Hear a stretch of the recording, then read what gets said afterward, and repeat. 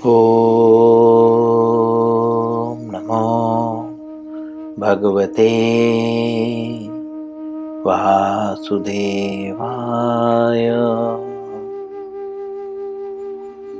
ॐ नमो भगवते वासुदेवाय। ॐ नमो भगवते वासुदेवाय।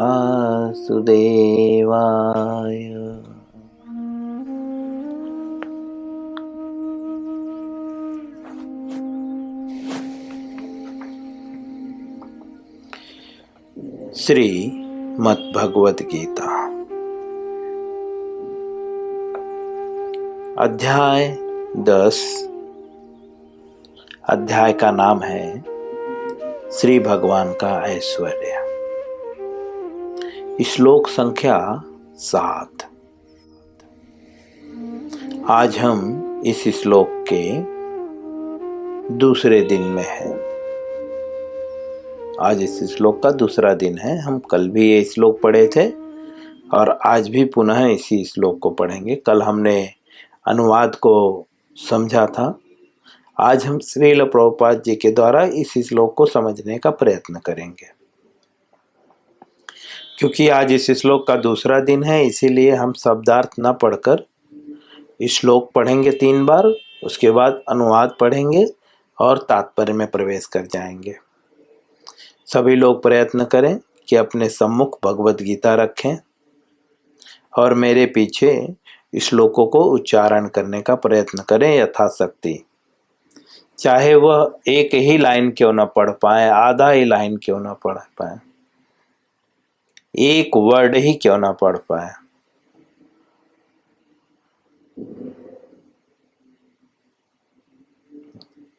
तो भी पढ़ें। चलिए हम श्लोकों को उच्चारण करते हैं।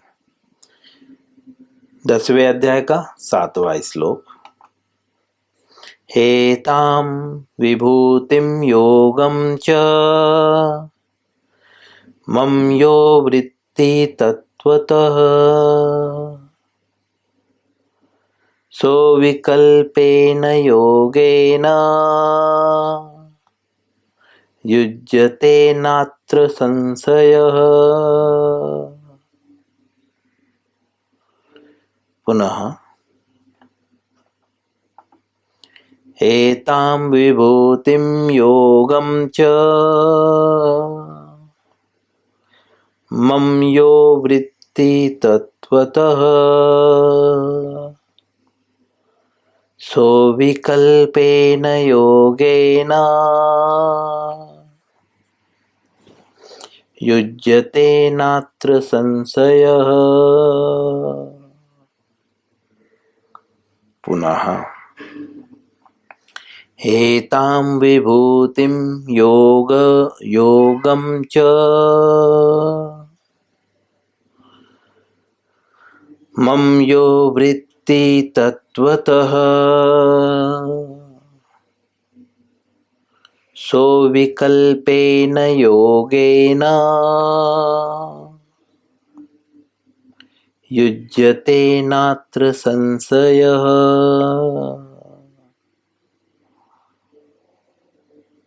अनुवाद श्रील प्रभुपाद जी के द्वारा।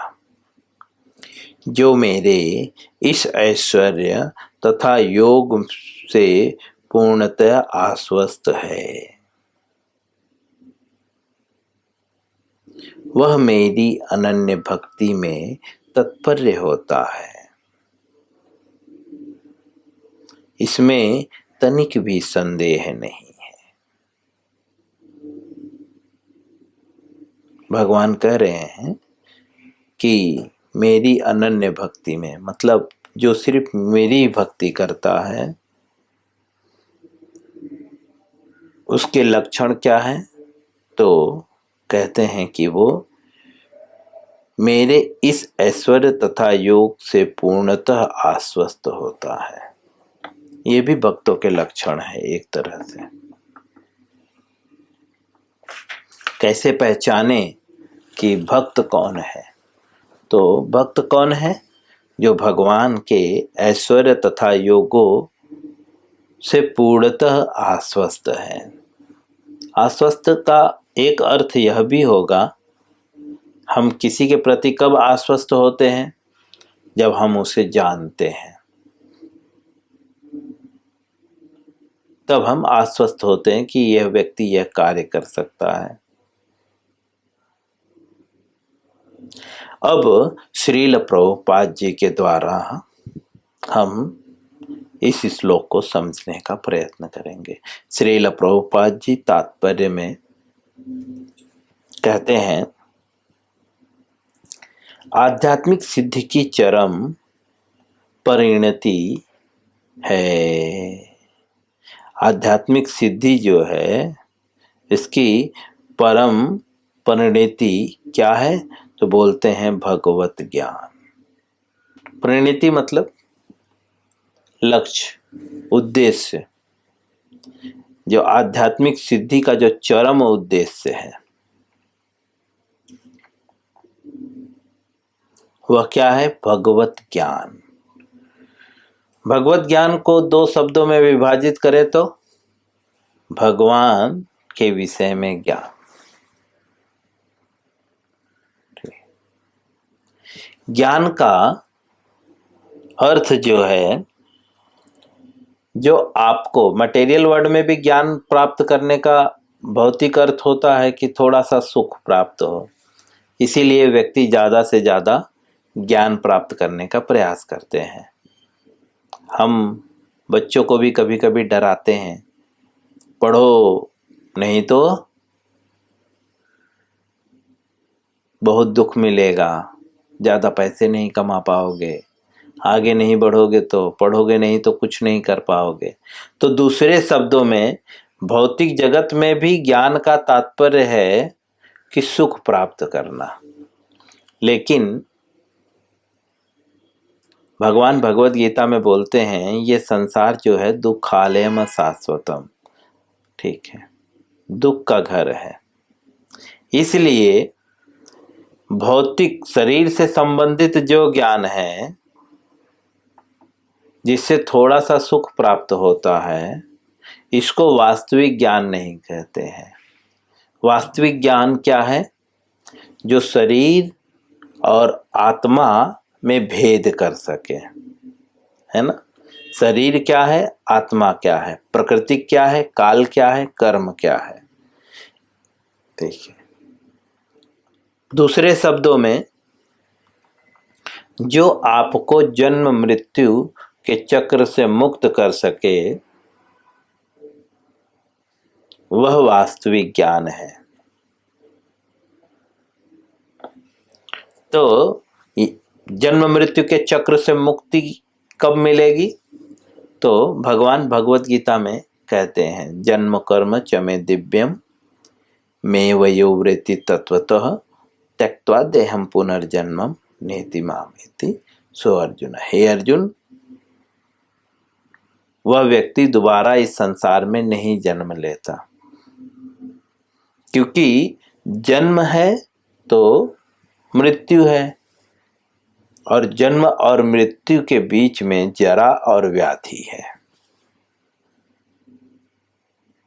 जो व्यक्ति जन्म लेगा वो व्यक्ति बीमार गिरेगा, अनेक प्रकार के रोगों से ग्रसित होगा और लास्ट में मृत्यु होगा। यह भी एक प्रकार का दुख है। अर्थात दूसरे शब्दों में, जो जन्म लेता है वह हर व्यक्ति दुखी होता है, कष्टों से घिरा रहता है। क्यों? क्योंकि जिसका जन्म है उसको अनेक प्रकार के कष्ट होंगे, अनिवार्य है, क्योंकि ये संसार ही दुखालयम अशाश्वतम। जैसा आचार्यों का कहना है, काली की कोठरी में कितनों सयानो जाए। काली की कोठरी मतलब कोयला का जो खान होता है ना, उसमें कितना भी चालाक व्यक्ति चले जाएगा, लेकिन उसे कहीं ना कहीं कोयला लग जाएगा, काली लग जाएगी। उसी तरह से इस भौतिक जगत में कितना भी चालाक व्यक्ति हो, दुखों से बच नहीं सकता। ठीक है। भक्त स्वयं को चालाक नहीं मानता। भक्त स्वयं को क्या मानता है? मैं मूर्ख हूं, ऐसी भावना होती है। स्वयं को अज्ञानी मानता है भक्त। हम कह सकते हैं कि भक्त तो दुखों से मुक्त होता है, भक्त को तो प्राकृतिक प्रभाव नहीं करती, लेकिन भक्त अपने को ज्यादा चालाक नहीं मानता, चालाकी नहीं दिखाता भक्त। वह भक्त अच्छे से जानता है कि भगवान सर्वे सर्वा है।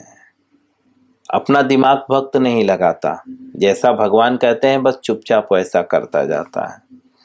बाकी जितने भी सयाने लोग हैं जो अपने को बहुत चालाक समझते हैं, उसको कितना भी सयाना व्यक्ति है काला जरूर लगेगा।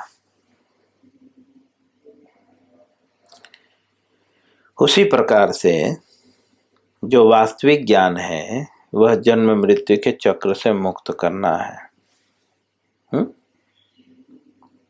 जो वह ज्ञान जो आपको जन्म और मृत्यु के चक्र से मुक्त कर दे, वह वास्तविक ज्ञान है। श्रील प्रभुपाद जी लिखते हैं, आध्यात्मिक सिद्धि की परम परिणति जो है वह भगवत ज्ञान है, भगवान से संबंधित ज्ञान है। जैसा कि भगवान से संबंधित ज्ञान अर्थात भगवान के विषय में ज्ञान, और भगवत गीता इसका प्रमाण देता है कि जो भगवान के जन्म और कर्म को जान लेता है वो त्यक्त्वा देहम पुनर्जन्मम, यह शरीर को छोड़ने के बाद दोबारा जन्म नहीं लेता। दूसरे शब्दों में वे समस्त प्रकार के दुखों से मुक्त हो जाता है। अब वहां पे क्लियर कर रहे हैं कि वास्तविक ज्ञान क्या है, तो बोलते हैं जो समस्त प्रकार के तो दुखों से मुक्त कर दे। और वह ज्ञान क्या है जो समस्त प्रकार के दुखों से मुक्त कर दे, तो बोलते हैं जन्म कर्म चमे दिव्यम, मेरे जन्म कर्म के विषय में ज्ञान, वही आपको समस्त दुखों से मुक्त कर सकता है। श्रील प्रभुपाद जी आगे लिखते हैं, जब तक कोई भगवान के विभिन्न ऐश्वर्यों के प्रति आश्वस्त नहीं हो लेता, तब तक वह भक्ति में नहीं लगता। प्रभुपाद जी लिख रहे हैं, जब तक कोई भगवान के विभिन्न ऐश्वर्यों के प्रति जो है आश्वस्त नहीं हो लेता। भगवान के बहुत प्रकार के ऐश्वर्य हैं, जैसा कि इसके पूर्व के श्लोकों में बताया है भगवान ने स्वयं कि मेरे ये ऐश्वर्य हैं। बोलते हैं जब तक कोई आश्वस्त, आश्वस्त मतलब एकदम क्लियर, कोई कंफ्यूजन नहीं, तब तक वह भक्ति में नहीं लगता।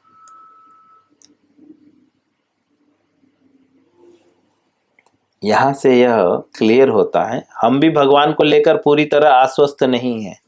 क्यों? क्योंकि हम भगवान के ऐश्वर्य को जो है सही तरह से नहीं जानते। उदाहरणार्थ, हमारे एरिया में अगर हमारे घर में ना कोई हीरो भी आ जाए ना, तो हम उसके सामने बैठना सोना बंद कर देंगे। सही बात है। जिस तरह से हम हमारे घर में भगवान के विग्रह को रखते हैं और उसके सामने जो है खाते रहते हैं, पीते रहते हैं, घूमते रहते हैं, क्या आप ये मोदी के सामने कर सकते हैं? क्या किसी बड़े हीरो के सामने कर सकते हैं? बिल्कुल नहीं करेंगे। क्यों? क्योंकि आप मोदी या जो भी योगी, जो भी लोग हैं, इनके ऐश्वर्य को आप अच्छे से जानते हैं, है ना? जानते हैं कि ये बहुत पैसे वाले हैं। इस वजह से जो है आप जो है हाथ जोड़ के खड़े रहेंगे ना। लेकिन हम हमारे घर में भगवान के विग्रह को रखते हैं, उन्हीं के सामने बैठते हैं, उन्हीं के सामने खाते हैं, घूमते फिरते हैं, उनको डोलची में डाल देते हैं, तो यह थोड़ा सा द्वंद्व उत्पन्न करता है।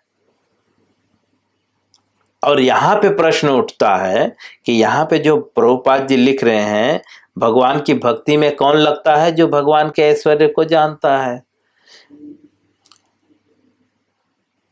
अब यहां पे द्वंद्व है कि आप भक्ति कर रहे हैं क्या?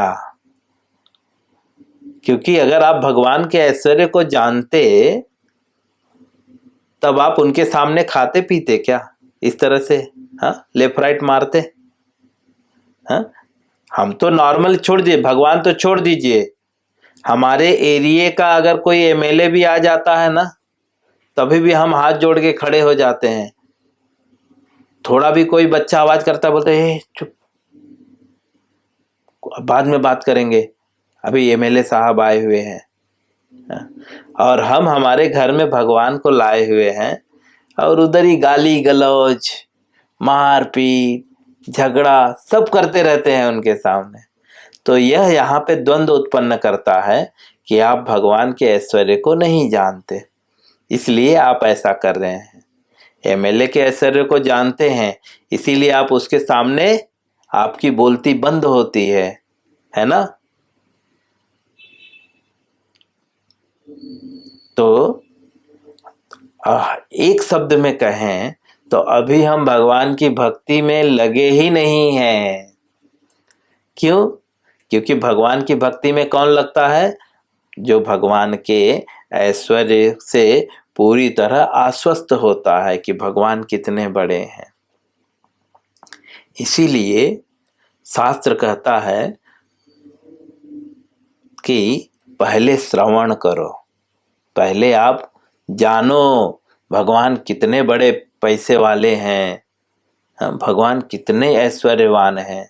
जब सुनोगे तब समझोगे, उसके बाद जब भक्ति करोगे तब जो है भगवान के प्रति आसक्ति और भगवान के प्रति हमारा झुकाव होगा और वास्तव में हम भक्ति करेंगे।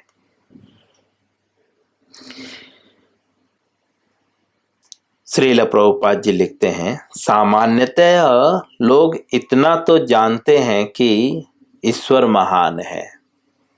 हम लोग सामान्यतः मतलब मोस्टली सब लोग जानते हैं भगवान महान है, हम बोलते भी हैं भगवान सभी ब्रह्मांड के मालिक हैं, किंतु यह नहीं जानते कि किस प्रकार से।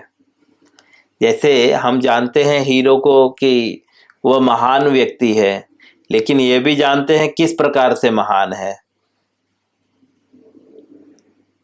लेकिन भगवान को हम नहीं जानते कि किस प्रकार से महान है। यहाँ पे प्रभुपाद जी गलती बता रहे हैं कि क्यों आप ऐसा कर रहे हैं। क्यों? क्योंकि आप किस प्रकार से महान है ये नहीं जानते। यहाँ पर उसका विस्तृत वर्णन दिया गया है। प्रभुपाद जी बोलते हैं यहाँ पर जो है विस्तृत मतलब विस्तार से यह बात बताया गया है कि भगवान किस प्रकार महान है। जब कोई यह जान लेता है कि ईश्वर कैसे महान है तो वह सहज ही शरणागत होकर भगवत भक्ति में लग जाता है। प्रभुपाद जी लिखते हैं, जो यह जान लेता है कि ईश्वर कैसे महान है वह जो है सहज ही मतलब बिना प्रयास के जो है वह भगवान की शरणागत होकर जो है भगवत भक्ति में लग जाता है। जैसे कि हम किसी हीरो हीरोइन वह कैसे जो है महान है यह जान लेते हैं तो हमें कोई प्रेशर नहीं देता कि उसके सामने झुको, हम सहज ही उसके सामने झुकने लगते हैं। इसी प्रकार से जब हम भगवान को जानेंगे कि वे कैसे महान हैं तो स्वाभाविक ही हम उनकी भक्ति में लग जाएंगे, क्योंकि व्यक्ति जिसको जानता है उसी की भक्ति करता है।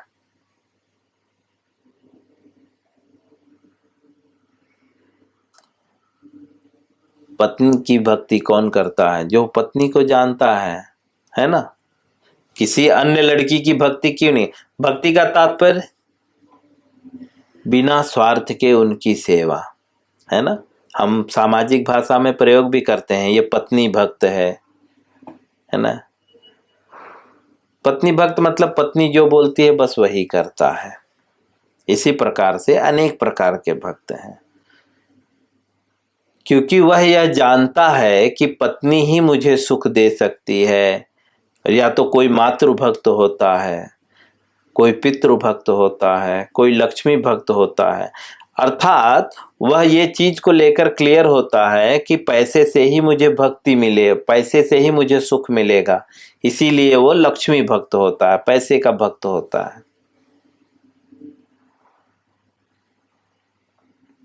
वैसे ही जब हम यह पूरी तरह जान लेंगे कि कृष्ण भक्ति क्या है और कृष्ण कौन है, कैसे वे महान हैं, तब हम उनकी भक्ति करेंगे,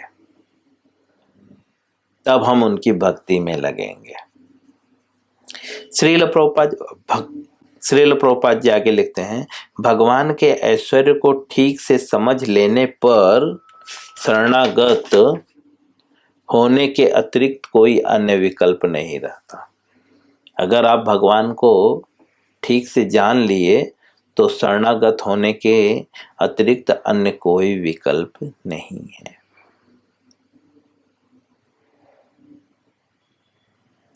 लेकिन यहाँ पे प्रश्न यह भी उठता है कि भगवान को जाने कैसे।